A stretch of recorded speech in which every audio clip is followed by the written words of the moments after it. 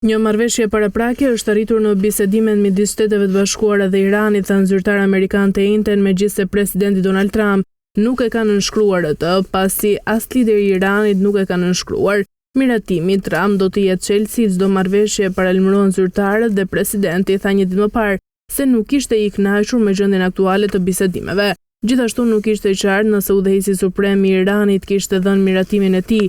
Një hap tjetër i nevojshëm drejt përfundimit të konfliktit, megjithatë finalizimi i tekstit midis dy kombeve ishte një shenjë se diplomacia po vazhdonte, pavarësisht armiqësive aktive midis SBA-s dhe Iranit gjatë 40 orëve të fundit.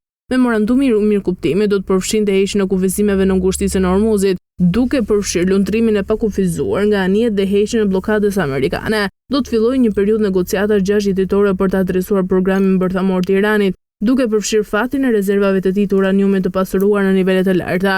Burimet tanë se çështjet më të vështira që lidhen me programin bërthamor të Iranit ende duhet të zgjidhen si pjesë e këtyre bisedimeve.